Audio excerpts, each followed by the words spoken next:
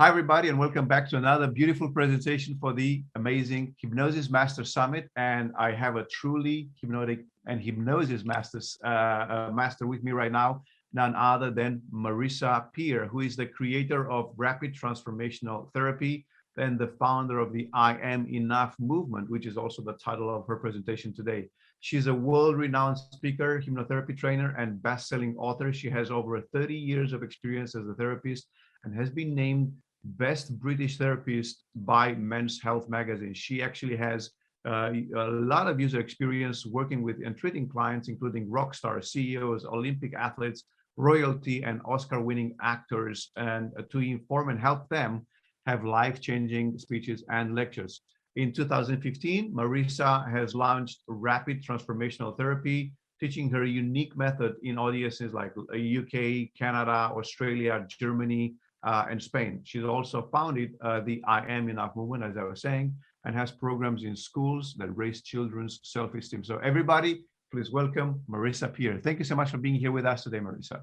Well, thank you for inviting me. I'm delighted to be here. And so are we to have you saying yes to our presentation. So please tell us, the I Am Enough. I've heard this so many times from so many people, praising your work and praising your book and praising you. And I myself have seen so many cases where people feel that they are not enough. What is the I Am Enough in your own words and in your own view? Well, I've been a therapist my entire adult life, and I love being a therapist so much. I don't think I'll ever retire from it, but I think all in therapists are naturally very inquisitive. I have what I call ear prick up moments. I talk to a client, and I think all good therapists tune in, the world disappears, and we tune into what our clients are saying. And I'm always looking for what I call what lies beneath, because a client has, here's my presenter, I'm an alcoholic, or I'm addicted to cake, or I sabotage all my relationships, and that's the presenting problem. But I found the presenting problem is really not the problem at all. And I'm always looking for what is lying underneath what the client is telling me. And again, and again, and again, and again, maybe with every one out of every 3 clients, I realized that it was all this not enoughness. And they'd say things like, I drink because I feel so bad about myself. I use drugs to escape from who I am. It's rather like Lou Reed, who said, when I take drugs, they made me forget myself. I thought I was someone else, someone good. Or clients with eating will say, no, I'm so empty. I'm so empty inside that I'm binge eating to fill the void. And I realized very quickly that all of my clients had issues that stem from not being enough. If I don't feel smart enough, lovable enough, attractive enough, interesting enough, worthy enough, if I'm starting off with I'm not enough, then I must need more of something, more cake, more alcohol, more drugs, more praise, more stuff. So I find hoarders and compulsive shoplifters need more. And now there's a new thing people need more. I need more followers on social media. I need more likes. Yes. I'm valuing myself by how many people like my post, and I've got all these Facebook friends. I haven't got any real friends, but I've got 5,000 friends on Facebook, and it's become an epidemic. So I realized that if most of my clients, or at least a third of them, probably more actually, at least 50% of my clients had this underlying thing of I'm not enough, then I should be treating the I'm not enoughness and converting it to I am enough. And so I created the I'm enough movement. You might see I've got my little I'm enough bracelets on here. I have it. Beautiful. I've got it all over my house. And I began to teach clients, look, your common denominator of all of your issues stems from a falsehood that says I'm not enough. But that's not true. No babies will go, don't look at me. I haven't got any hair. I haven't got any teeth. I got these triple knees and I'm not enough. When I had my little baby, I'd walk her out, so we would look at her and go, oh, she's so cute. And she'd kick her little legs and she'd smile her toothless smile. And it didn't occur to her that she wasn't enough. She didn't care if she was naked or her nose was running or her diaper was leaking. She believed she was enough because that's where we start from. After all, in the womb, every need we have is made. We have 24-hour room service. It's always warm. We're connected to a person. And so I start from the truth. You were not born with this belief that you are not enough. You acquired it, you learned it. And if you acquired it, you can overcome it. But first we've got to find out where does this come from? And it comes from people saying, well, you know, your sister, she could read when she was 5. Your brother, he never got food all over the floor. Your cousin, she's so smart. So parents compare us. Teachers do a terrible job. Even with the best of intentions, we have streaming. We give prizes to the kid, not that works the hardest, but is naturally bright. So this comparison begins very early. Then we look at magazines and all these sites where you can go on social media to get am I a 10? No, you're not even a 2. And so we're always asking the world, hey, am I enough? Do I matter? And we give someone else permission to say whether we're enough or not. And that's wrong. It's up to me to decide if I'm enough. If you don't like me, that's a great shame. But if I like me, I can deal with it. If you like me and I don't like myself, I really can't deal with that at all. So I invite every therapist and everyone on this call to take a minute and think of what's really wrong with all of us. If we live in a world where we have food and shelter, then what's wrong with us tends to be, I'm not enough. I'm not good enough. I'm not worthy enough. I'm not rich enough, tall enough, thin enough. And you know, we can look at people like Whitney Houston with all that talent, never felt she was enough. When someone said, Whitney, what's the devil in life? She said, me, I'm the devil. Princess Diana never felt she was enough. Marilyn Monroe, Michael Jackson, George Michael, all these people who had everything didn't have the one thing that matters. And when people say to me, hey, you know, I saw this rock star in a limo turn up at your office, because my office is in my house now, I saw this supermodel turn up, and why are they coming to see you? They've got everything. Like, they haven't actually got everything. They haven't got the one thing that makes you everything, which is I'm enough, I matter, I'm significant. And I'm thrilled that the I'm Enough movement has now gone into schools. Last month in England, 500 schools on the same day joined our 5-day challenge. Thank you. That's always been my passion. I'm a head teacher's daughter. My passion was to put myself out of business by causing children to not be adults that need therapy. And I work with so many adults who come in and say, no, I was bullied when I was 11, it's ruined my life. My dad left when I was 2, so I don't count. I don't look like a supermodel. I'm supposed to have fat hair and thin thighs, but I got fat thighs and thin hair, so I'm not enough. And it's always been my passion to show people, look, you are enough. You know, the wrapping is not you. And if we could only all do this one thing every day, which is wake up and say out loud and write on a mirror, I'm enough. I'm lovable just the way I am. I matter. I'm significant, and I've got something to offer the world. If every kid said that every day, bullying would practically cease to exist. Trolling would diminish. And if we could become adults who still said, well, I'm sorry you don't love me, but that doesn't mean I'm not lovable. Sorry I didn't get the job, but that doesn't mean I'm not gifted and talented. If we could all say every day, I matter, I'm significant, I'm lovable, I'm enough, and I have something to offer the world would be a nicer place. And there's nothing to stop you doing that right now. Yeah. And where is this coming from? I mean, how can, because like you said yourself, you know, you're born with being enough. You're born without even knowing that there is such a concept of enough. And then as you grow, you start to, you know, take this upon you and say, not you, but you know what I mean. Where do people get this I'm not enough from? Where do they get it from? Yeah, you know, there's a lot of studies that show you where it comes from. It comes from social media, it comes from the media, it comes from magazines that say your breasts should be stuck up here like 2 half grapefruits, and if yours aren't, you should have surgery. You got to be super skinny with a big butt. You know, we're telling people we're going to have a 6-pack, and I know that to be true because I don't know how many years ago it was now, but not that long ago, they had no television in Turkish villages. And then they found cable and they began to pipe TV shows into Turkish villages. And they found that within a year, the incidence of young girls who had eating disorders, anorexia, and bulimia was amazing. But then even more amazing, exact incident happened in Fiji. Fiji didn't have television. And then cable happened and it started to be piped in from America. And the same thing, girls thought, wow, I should look like that. I should be like that. I don't look like that. And again, they had almost identical numbers of girls becoming eating disorder, body dysmorphia, bulimia, anorexia. So those two examples show us that when we look outside and we look at television, we look at a magazine, we think, oh, I should like that. It's actually called being overexposed to fake images of perfection. Because if you go to tribes, no people say, my stomach's wrong, my thighs are wrong, my hair's wrong.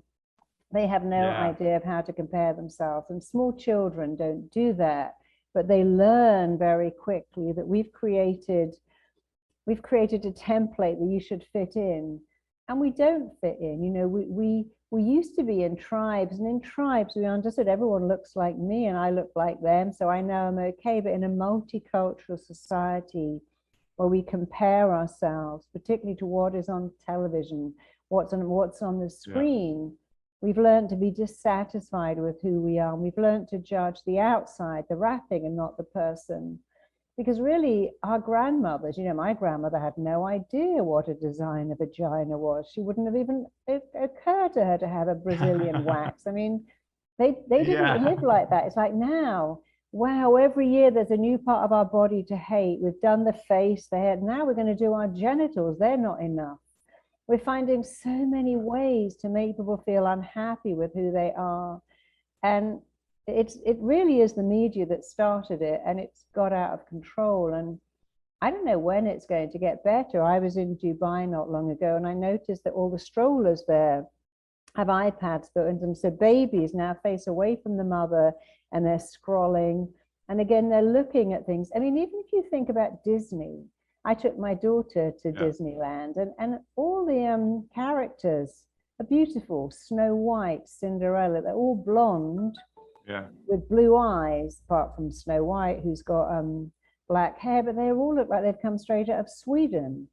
And what does that say to a little dumpy girl with brown hair and brown eyes? And I know Disney's got better now about having better characters, but it's this conditioning, the princess and the prince. And even when you look at dolls, we're telling people, you're not enough, you don't fit this mold, you're not right. And it's really affected. We've made a whole generation of girls bulimic, anorexic, body dysmorphic, depressed, anxious, and men too. There are so many men now who also have compulsive eating and working out issues because we're comparing to something. It's not real. It's not that you can go, oh, hey, look at that person. You're going to be my role model. You're comparing something. They don't even exist. I mean, you can't compare yourself to Kim Kardashian. That's not real world. And there she is. And now she wants to be a lawyer, which is a good thing. Why is that? Because I guess that whole world is so fake. But we now worship fake people, and it's a terrible shame. I mean, I see that in my office every day. People come in and they have qualities that they don't think matter. They don't think they matter. You know, years ago, I was on a TV show. My driver was driving me, and the person at the gate, who are you, Marisa? Who are you? He said, oh, I'm nothing. I'm no one. I said, don't ever say that. You're not no one. You're someone to someone.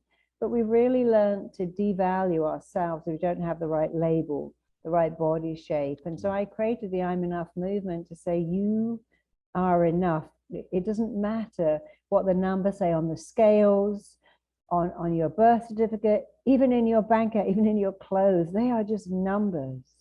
But you are enough. And if you could only just know that and let it in, not only does it make you feel amazing, you give the whole world permission to also know that you're enough. And I've seen that with bullying. People say, you know, it's amazing. I was teaching my kid your I'm enough mantra. We have the bracelet, we wrote it on the fridge. And somebody said, my little girl came up and said, Mommy, you know, all these girls are being really mean to this girl. And I said, look, we're enough for her to join us, and she's enough to join us. And she said, I was so pleased that she stopped that mean girl thing of excluding and began the more evolved thing of including. And that really made my day, my week, my year. Absolutely.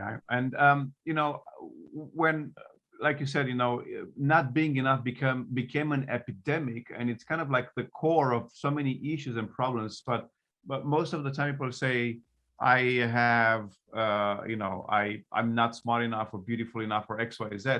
But it's so beautiful because actually you focused on that one word, which is kind of like the silver lining in so many problems, in so many people's problems. So when you're working with people, do you have a particular type of intervention that you use to help them overcome this limiting belief of not being enough? Is there like a process that you use, or is it Yeah. like as yeah, okay.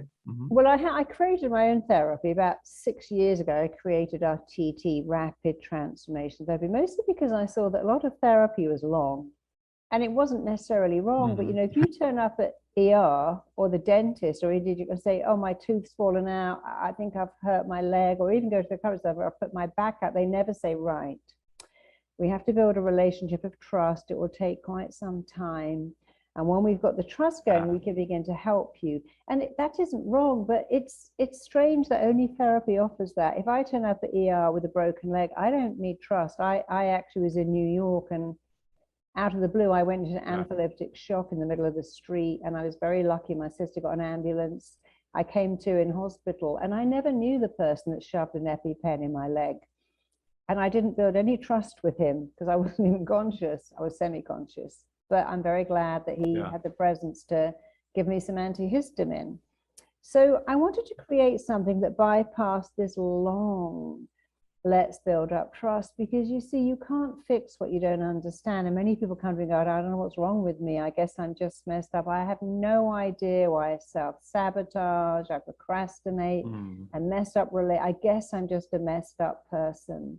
I want to go, no, you just don't think you're enough. And by the way, you're in very good company. Michael Hutchins, as beautiful and as gifted, also felt that. And it went back to your childhood. It always goes back to that. So what our TT does so effectively, because we've trained 11,000 people now, is it gives you 5 different hats to wear. And the first hat, you become an investigator, what I call a good detective. You put on your detective hat, and a detective lays out scenes and goes, well, what's going on? So the detective part of the therapy begins asking questions. Well, how old are you when this happened? So it says, I want to be 100 pounds. Have you ever been that way? Doesn't don't know, never. Oh, yes, many times. Well, I always sabotage it. So whatever the answer the client gives me, you've got brothers and sisters, yes, what are they like? Oh, they're all messed up. Well, they might go, they're great. It's only me that's got these issues. So whatever they're telling me, my detective-like mind is gathering information. And then we'll have a look at what was going on. What was going on in your life when you began to believe you didn't matter? Well, I was a 6th girl, should have been a boy. One of my clients said, I was in the street with my mother, and my father's friend came and said, your husband is not a man without a son.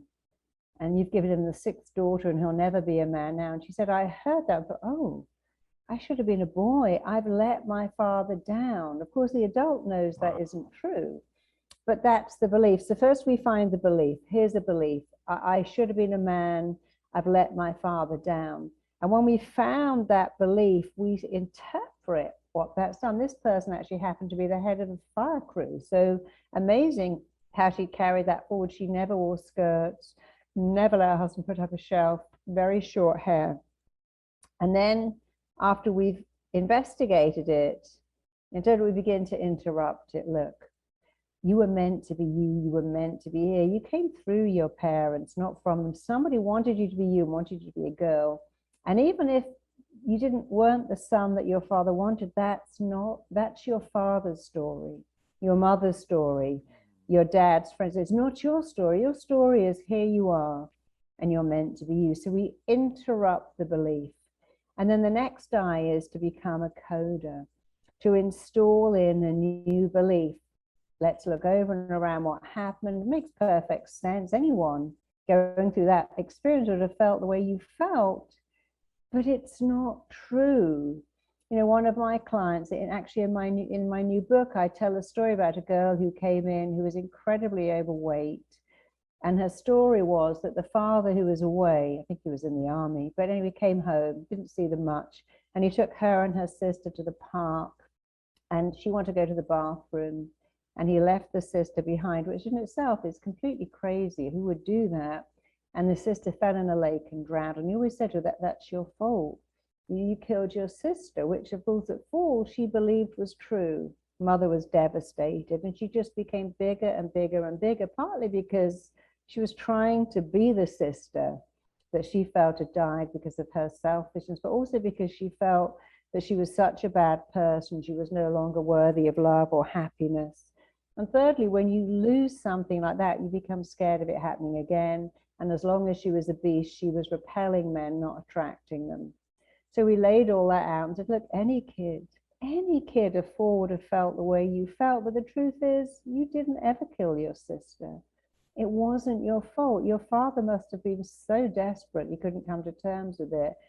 But it's not your fault. And you've created this weight that you don't need, and now you can let it go. And then I made a recording that starts to program the mind to say, you're indifferent to sugar. When you're around cake, it actually activates and intensifies your indifference, because the opposite of love is not hate, it's indifference and disinterest. Yeah. So the final part is to give the client a recording. And a lot of therapy spends a lot of time working out what's wrong with you. Another therapy just gives you new behaviors, but actually you have to do it together. You have to work out what's wrong and then extract that, and then put in the truth about this client as an adult. If your dad left when you were 1, if your mom wanted a boy, if your sister drowned in a park, these are terrible things, but that's their story. It's not your story. And I found that with all of my clients, their greatest pain comes from the lies they tell themselves. I'm not worthy. I'm not enough. It's my fault. I shoulda, coulda, ought to have been taller, smarter. My parents wanted a musician. My parents needed me to take over the family accounting business, and I'm terrible at math. So it's the lies we tell ourselves that causes our greatest pain. But the very good news about that is that anytime you go, you know what, I'm not going to do that anymore. That's not, I mean, I was a head teacher's daughter, and that was very confusing to me, because I had a father who, because he loved his job, was always invested in other people's children, but he wasn't really invested in us. And that was where I felt not enough. I felt inadequate, stupid, geeky, hideous. And I can see now how easy it was for me to go along that path. But my redemption was when I realized, but that's my father's story. It isn't my story.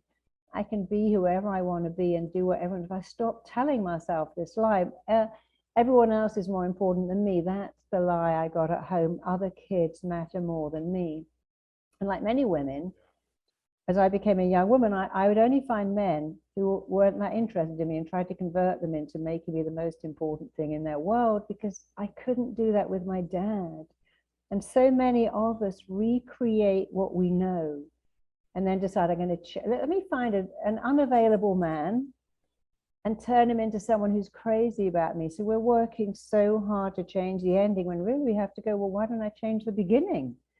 What's the point of finding an unavailable man and convert? Why don't I find someone who's available now? And now, of course, I'm blissfully happily married to a very available man who lets me know every day that I'm the most important person as well. But I couldn't have done that if I hadn't gone back and taken a look at, like Marvin Gaye says, what's going on? What's it all about? Oh, my dad made me feel I didn't matter.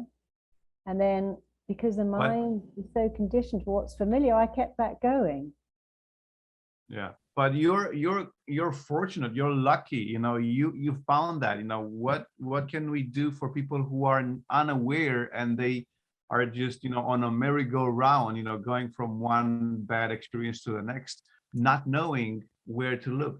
How can we help them? Is there a way to intervene there? Many ways. First of all, you can find a great therapist who will help you to find out what's going on, what makes you tick, why are you doing what you do. You can also, for instance, you could buy my book, I'm Enough. My book, I'm Enough, takes you through everything that's caused you to be you, but it also shows you how to change. And people say, it doesn't take a long time to change. You can change in 21 seconds. After all, if when I was in New York and I ate that shellfish, I've never eaten shellfish again. It was my favorite thing, scallops and prawns. But the minute my face blew up like a puffer fish and my throat started to close down, I've never eaten those again, because my mind said that no, that it linked pain to them. So when we link pain, doesn't we avoid it? When we link pleasure, do we go towards it? But a lot of us link pain and pleasure. I love cake, but it's making me fat. I love pizza, but I mustn't have it. I want love, but what if you break my heart? And so our mind, instead of being like a laser going towards what we want, becomes like a spin dryer going round and round. And often the help starts from saying, what do I want? What do I really, really, really want? Why do I not have it? And if you don't have it, there's only going to be two reasons. One is you don't really think you deserve it at some deep level, and you can start to reverse that. And the other is where you are is so familiar.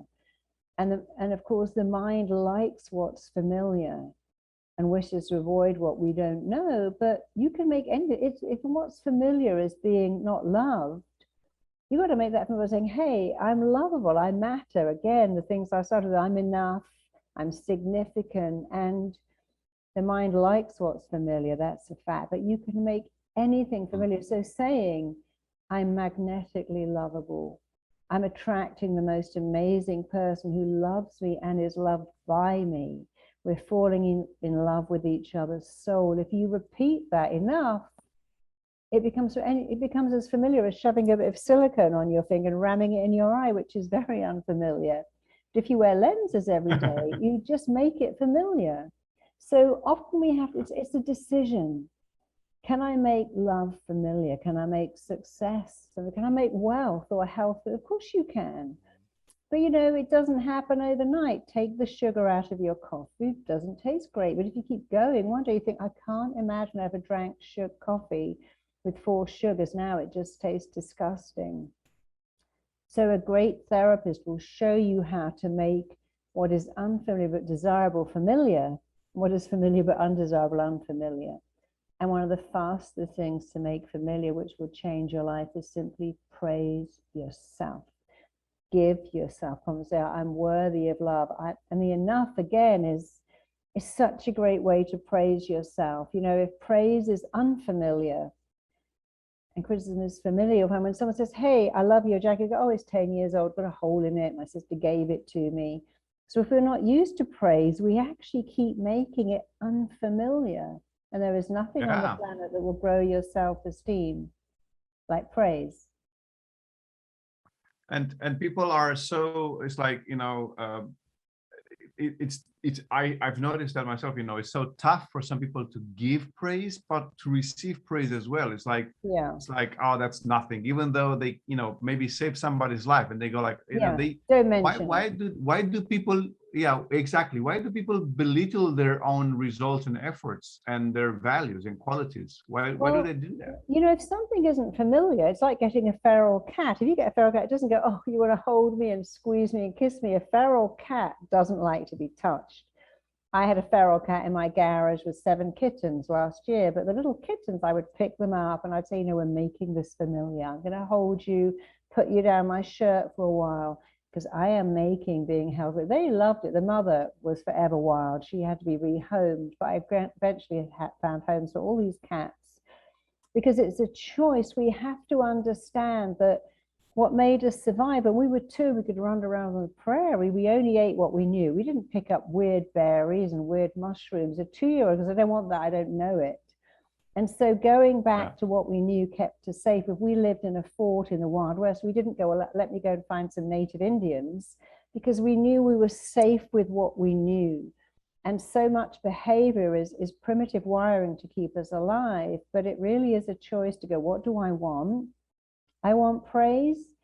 I can make it for me. In fact, years ago, I was teaching my first ever RTT course, and there was a girl who'd come up, and her mother was horrible to her. She'd been suicidal. At the end of the session, I said, okay, everyone in the audience is going to come up now and give you a hug, because you're going to make being loved for me. She said, oh, no, that's very hard. And I said, it's not hard for you, darling.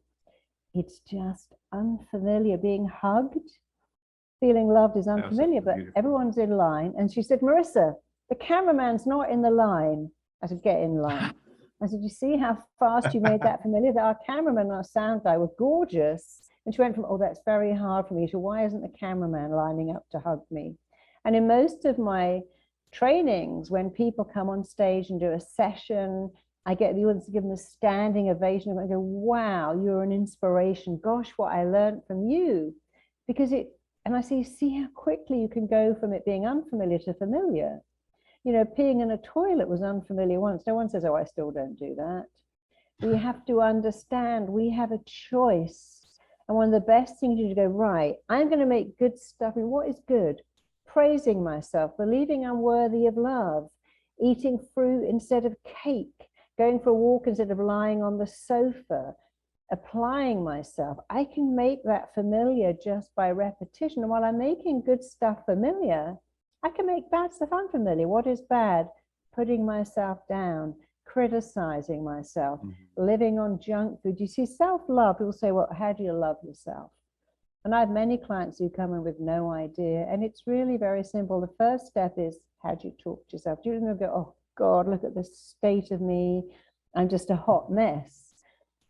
Or do you start saying nice things? Look at me, I'm a good person. I've got a good heart. So the first way of loving yourself is how you talk to yourself. You don't go, I'm an idiot, I've got rocks for brains, my legs are the size of tree trunks, I'm a loser.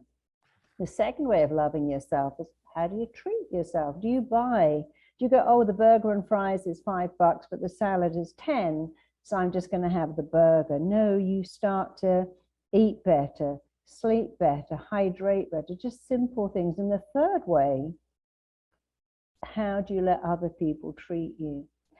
You see, the whole diet industry, and if you don't like your body, here's what to do.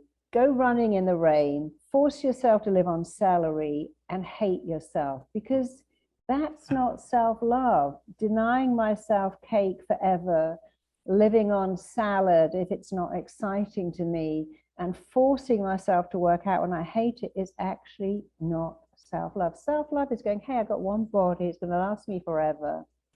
It's kinder to my body to eat an apple than a cake. It's kinder to my body to eat chicken and vegetables and pizza. It's kinder to my body to do a little bit of yoga or just go for a walk than lie on the sofa. But the whole diet industry is about self-hatred. And it goes back again to that media telling us to hate ourselves because we don't measure up. But measure up to who? Because we're incomparable. I can't compare myself to you because I can only be me. And I saw that with my daughter when she was so little, how quickly kids say, I can't do that. I took my daughter to school. Her name is Phaedra. And she said, Mommy, you see that girl? She can write her name in a box. I said, darling, her name is Amy. It's just A-M-Y. Your name has got a P and an H and an A and an E and a D and an R. And when you're 10, you can put your name in a box, but that doesn't matter. But she had a friend called Diamantopoulos, so that kid's going to have a nervous breakdown because the school's like, you've got to get her name in a box. And imagine if your name is Araminta or Theodora, but someone else is called Sam. You know, Sam can get his name in a box, but Theodora can't. And so this whole thing about how fast we are compared to other people, and then how fast we learn to compare ourselves is what causes so much damage. You know, I'm really pleased that the education world is changing, not fast enough, but children should always be marked on effort, not achievement. Smart kids don't make any effort. Other kids can spend ages for the win, right? Yeah. I could spend ages making a fort out of toilet rolls. It might look terrible. If I spent 5 hours on it, I should get the reward, not the kid that spent 10 minutes and just put it together and it looked amazing. And that's our system. We always reward achievement and not effort, and we should reward effort. Effort means so much more. How long did you spend doing that? Does it matter if it's not perfect? It matters that you did it with some passion and love. And you know, kids, like with my daughter, for me, seeing her enjoying learning was more important than the grades she got. But we have created a very sorry world for so many people because we're judging the wrong thing. What do you look like? What do you weigh? How much money have you got? Where did you go to school? And it's such a shame. We should be teaching people the joy of writing for the joy of it, painting for the joy of it, doing stuff that gives you pleasure. And again, you know, we're taught you make money doing what you hate. So when people say to their kids, I'll pay you for emptying the trash cans or emptying out the Yeah. hamster cage. Now they're learning, oh, I get mommy doing what I hate. And that doesn't really work either. Yeah.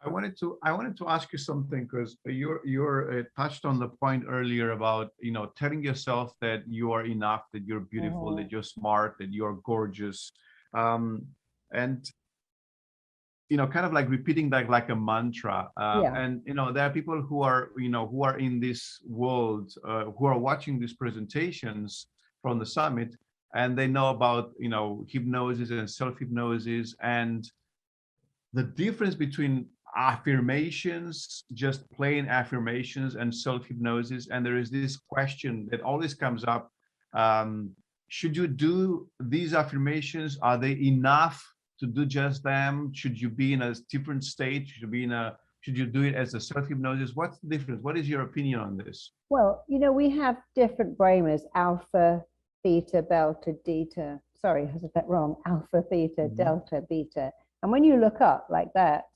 close your eyes down, you get a burst of alpha brainwaves. It's a super relaxing brainwave where you're more receptive to words. Secondly, you have a critical factor in your mind. If I said, oh, you know, I'm going to go out now and I'm going to stand on a box and speak to 1,000 people about something, my mind goes, oh no, don't do that. You might be terrible. I'm going to go and ask that really cute guy out. Don't do that. He might not like you. So the critical factor teaches us to filter what we're thinking. In hypnosis, the critical factor shuts down. So you can say to people things they can't hear normally, like, you're lovable, you're finding a great guy, you actually really prefer berries to ice cream, you really got a great idea at work, and you take it to your boss and he loves it and he loves you, and you're getting promoted in your company. So if you combine the two things together, the burst of alpha brain waves, which makes you more receptive to words, and the little doubting bit that goes, no, that goes away. And that really only happens in hypnosis. It doesn't happen in psychotherapy or CBT. It doesn't even happen in meditation. It only happens in hypnosis. So hypnosis is a technique that will make you not go to sleep, but wake up to your potential. It's not a sleep. It's actually a sleep of the nervous system. However, you also have to understand how the mind works. So let's say you put yourself in hypnosis and go, right, I don't want to eat cake.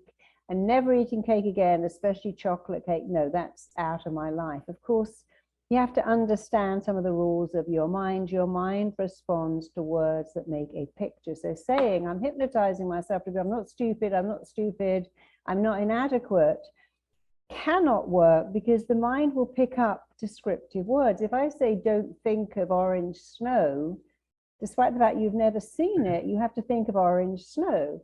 So the words don't think of, don't worry about, don't focus on are negative words. The mind only responds to pictures, words that make a picture. In fact, the way we feel about everything is down to the pictures we make in our head and the words. So getting into hypnosis is easy, but when you're giving yourself an affirmation, it's got to be powerful. You need to excite your mind and turn it on. Don't go, I'm quite nice, me. Yeah, I'm all right. Go, I'm amazing. I'm phenomenal. I'm magnetically irresistible. But it's not true. Well, who cares? If you say it enough, your mind will make it true, because the greatest force in your mind and mind is that we must act in a way that is utterly consistent with how we define ourselves. I'm a loser. Everything I touch falls apart. That's a lie. And if you're prepared to lie, I'm exhausted, I haven't slept for a week, I've eaten nonstop, I'm a hot mess, I'm a train wreck. Clearly, these are lies. So tell yourself. I've been depressed my entire life. Yeah, I've never been able to be the center of attention. Well, even when you came out of the womb, I don't know being looked at, but that's your first experience. Someone counted your fingers and told you to go, don't look at me. I don't like it. I'm not good with people. Well, babies are very good with people. I've never been able to leave food. That's not true. You can't make newborn babies overeat.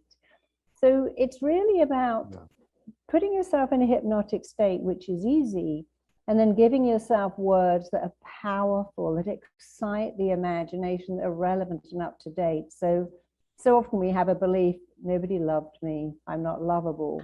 Yeah. And we can change it. I'm incredibly lovable. I'm here. I've survived. I'm lovable. But if you can just make your words exciting, and they have to be in the present tense, you see, you have to really understand the mind. You can't go, next year, I'm going to have a beach body, next year, a millionaire, next year, the love of my life, because the mind only works in now. I'm finding love now. I'm creating a beach body now. I'm becoming magnetically lovable or wealthy now. And even though it might not seem right, you can't fight your wiring. The mind responds to words and pictures that make a picture. It works in the present tense. It likes exciting words. And even the words you put in front of it, I'm always lovable. I've got a phenomenal, incredible memory. I'm magnetically, irresistibly smart. Because the thing about your mind is it doesn't know, and it really doesn't care if what you tell it is true or false, right or wrong, good or bad. It's like, and we know that every thought we think we make real, because if you think of something embarrassing, you blush. Think of something sad, your eyes fill up with tears. Think of something food related, your stomach rumbles. Think of sex, you often feel very aroused. So every day we see that a thought becomes real in the body. And if you think better thoughts, you have a much better life. And after all, they are your thoughts to change. Your thoughts are yours to change, to upgrade. After all, if my computer went a bit weird, I get an idea, go, where's a bug in it? Yeah. I'm going to take out the bug, upgrade your software, and look, it's all fast now. But we have bugs, and we need someone to upgrade our bugs and install new software in us, so we're also shiny and fast and better. And there is also this concept, you know, like people say, well, look at me, I'm a mess. Yeah. If I would tell myself now that I'm amazing and I'm fantastic and I'm lovable and I'm enough, then I would lie to myself. You know, people have that reaction. Lie to yourself. There's what? Yeah, this is my book. It's called Tell Yourself a Better Lie. There you go. How to edit your story, rewrite your story and edit your whole life. Because what's a lie? After what is a lie? It's something you tell yourself, everything I touch falls apart. I'd lose my eyes in the back of my head if they weren't screwed on. I have a memory like a sieve. You see, the mind doesn't differentiate between truth and not truth. The mind doesn't know, and it doesn't care. If you say, I'm just a loser, I can't remember a thing, I'd lose my mind if it wasn't in my head, then you're going to actually make that real. That's how the mind works. We think a thought, and every thought we think, the mind works to make real. And if we just knew that every thought we thought, and every word, it was a blueprint that our mind, body, and psyche must act on. So if you say things like, I don't want to go to that party next week, I don't want to turn up at that work event, I'm dreading it, you'll wake up on that day probably with diarrhea or a cold or a headache, because your mind knows you don't want to go, and it's going to get you out of it because it listens to everything you say. But if you say, I'm going to have a great time at that party, I'm going to have a great time at that meeting, it's my chance to tell my boss about my amazing idea and he's going to love it. Is that true? Who knows? But we know one thing, you'll turn up at that event being a lot better. So just remember, every word is a blueprint. No one's going to love me. I'm only going to get ghosted again. It's all going to go wrong. What's the point? I can never keep a job for more than a year. I never can find money. You see, even our relationship with money is created by the thoughts we think. I can't find money. I mean, nobody finds money. You monetize a skill. I don't know where the money's coming from. Well, but these are things our parents say. I want, never get. Don't ask. And then we learn. Okay. Money don't grow on trees. Yeah, money doesn't grow on trees. Good people don't have, spiritual people don't have money. Rich people have sold their soul to the devil. All of this is nonsense. The best thing you can do as a kid is say you're a smart kid, you have gifts and you can monetize them. But you know, it's amazing that our relationship with money, our relationship with people, and how lovable we feel or not is all shaped. Often by the time we're 5 years old, we learn half of what we know in our entire life before we're 5. And we've got this just outdated programming. When we go back and unravel that, our life can be extraordinary. So, you know, someone said to me, my mum said to me, my dad said, jump off the table, I'll catch you. And as I jumped, he would have said, that's it. Never trust anyone your whole life. You can't even trust your own shadow. Now, that was the father's story, but that person made it their story. Oh, you can't trust anyone. People let you down. My dad showed me that when I jumped and he walked away. Your dad had his own issues. He wasn't the smartest person in the world, but it doesn't matter. You can choose to trust people or not. You know, you can choose to believe anything you like, but what you can't choose is how much it damages you emotionally when you think negative thoughts all the time. I mean, we know now that one of the reasons people are depressed is because of harsh, hurtful, critical words they say to themselves on a regular basis. And being kind to yourself, being nice, praising yourself will boost your self-esteem like nothing else. And it's free. It's easy. You have nothing except your bad habits and everything to gain by just being nice to yourself, being your own best friend. No one says to their best friend, look at the state of you. You look terrible. That's never going to work. You're going to mess that up. Everything you touch falls apart. You're just useless. If you said that to your friend, they'd be long gone. So you've got to be your own friend. And a lot of being a therapist is, I find, just telling people, look, you matter. I believe in you. You've got something to offer. I work with so many really miserable teenage boys, especially, and no one ever says to them, you're a great kid. There's something about you. You're special. People like you. They hear the opposite. You're just a lazy lump and get off the sofa and where do you think your life's going to turn out watching TV all day? Stop eating all those cakes. You know, praise makes us grow and criticism withers us. And often we live in a world where there's so much criticism, not enough praise. But even worse is that in our own world, we've created so much criticism and not enough praise. Stop criticizing yourself. Be nice. You're allowed to make a mistake. Everyone's allowed to make a mistake, but you are not allowed to beat yourself up and invite illness for being human. I've made hundreds of mistakes, but I learned from every single one of them, and I don't beat myself up. I'm just glad I haven't repeated them. And there is also this point where, you know, that you actually mentioned earlier, somebody comes to you and tells you something, you know, maybe it's a teacher, your parent, somebody who at some point in your life you've seen as, you know, somebody important. And we are stuck with whatever has been said to us or even done to us. And we take that as like, I don't know, like the, you know, the rule of law. It's like, this is, you know, because this person said that, then it must be so. And we never question it. Yeah, you'll never amount to we never go back to it. I know. I mean, exactly, I think of my grandmother who would say things like, you know, don't ever talk about periods. That's just, no one does that. And the belief that no man wants a successful woman will tell that to Michelle Obama. But, you know, our grandparents, the people who told, the thing you have to do is go, okay, what did my grandmother, grandfather, teacher, parents tell me? What did they know? Where did they get it from? It isn't true. But, you know, we again, it's a lie. So it was true for someone else 100 years ago. Men maybe didn't like successful, but 100 years ago, you were over the hill at 35. But that's not true anymore. 100 years ago, we thought doctors were gods, policemen were always honest, and teachers were gods. So now we know that doctors, policemen, teachers are good people, but there's some of them that aren't good because they're flawed like everyone. You see, when you question a belief, you don't believe it. That's why in religion they go, do not question the priest, the rabbi. No, don't question them. Because if you question a belief, you don't really believe it. And so you should question all your beliefs. Why do I believe this? Who taught me that? What did they know? And all of my books do teach you that. Because, you know, when my little girl got to be about 7, she went, Mummy, but how does Father Christmas get all around the world in one night? How do the reindeers get down the chimney? How does he get down the chimney? And you see, oh, they're doubting it. And that's a good thing. So when you question a belief, you don't really believe it. Question all your beliefs over and over again.